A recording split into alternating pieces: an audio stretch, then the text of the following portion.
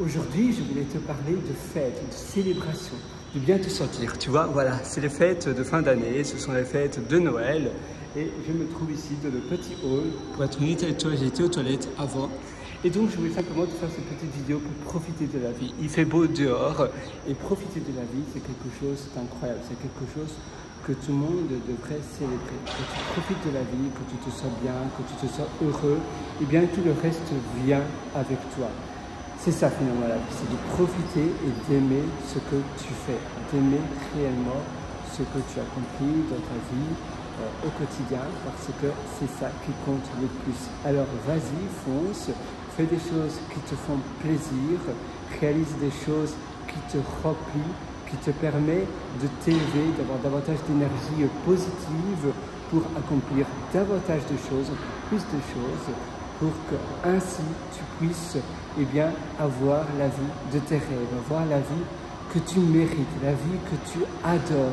Et c'est ça finalement, le but de la vie, c'est d'être heureux. Il fait beau, je vais aller dans un café qui s'appelle, d'ailleurs c'est le Belgium Café, ça s'appelle Café Brown je pense.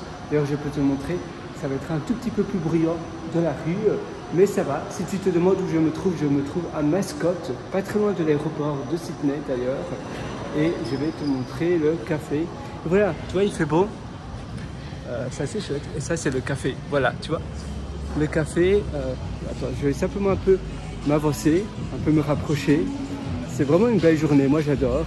Ah voilà, Oliver Café, tu vois, voilà, celui-là. Et voilà, je te souhaite d'exceller, d'avoir une belle vie, une vie qui te reflète, fais des choses qui te font plaisir tout simplement. Ne réalise pas des choses par pression sociale, par pression familiale et qui ne te correspondent pas. Parfois, tu sais, on choisit notre vie sans la choisir. On suit simplement la vie avec un parcours tout choisi pour nous. Voilà, on va dans des grandes écoles parce que nos frères et sœurs ont été dans les mêmes écoles, parce que nos parents ont fait le même parcours et puis on travaille dans la même société que peut-être d'autres personnes, ou bien on travaille dans une société quasiment choisie, peut-être pas imposée par nos parents, mais on l'a senti qu'on devait faire ce parcours-là. On vit pas très loin, peut-être par facilité aussi, pas très loin de notre famille, et finalement on ne vit pas la vraie vie que l'on voulait avoir.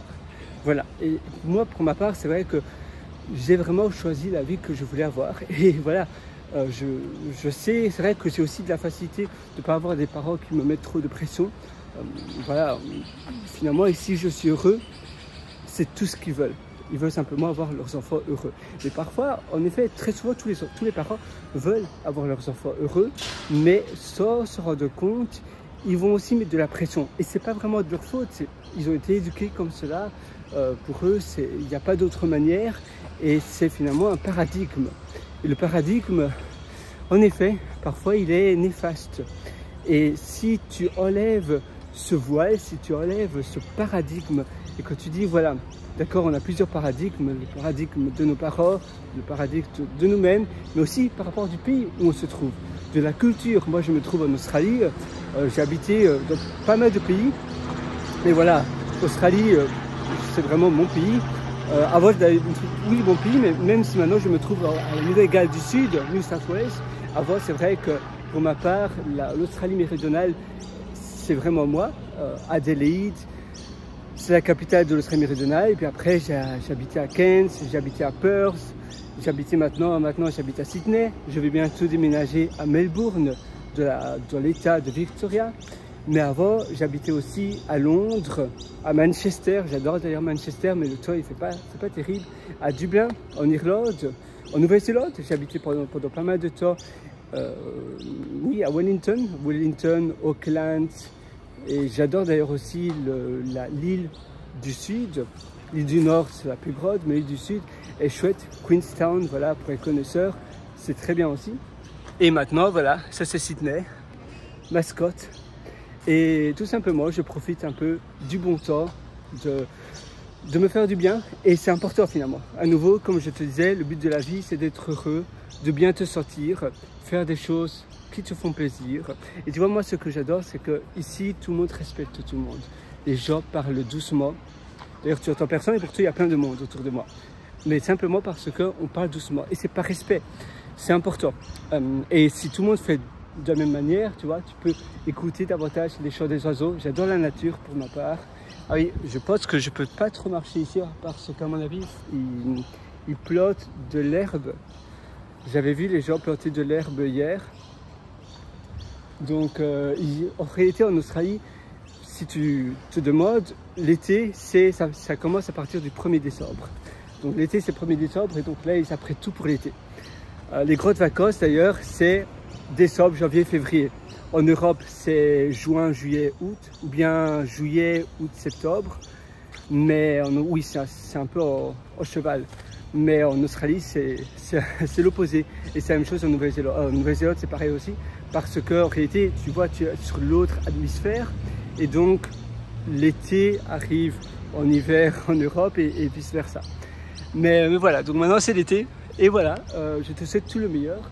À nouveau, fais des choses qui te font plaisir. Oui, tout ce qui te font plaisir, eh bien, réalise cela.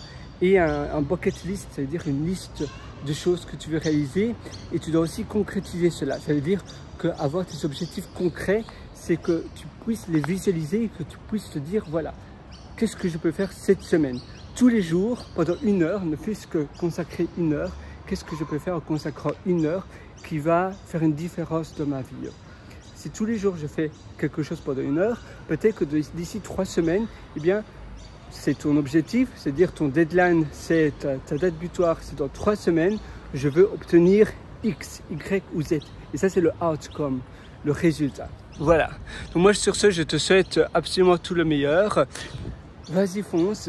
Je suis 100% avec toi. Alors, voilà. Moi, je crois 100% en toi. Je t'adore. Je sais que tu vas réussir. Vas-y.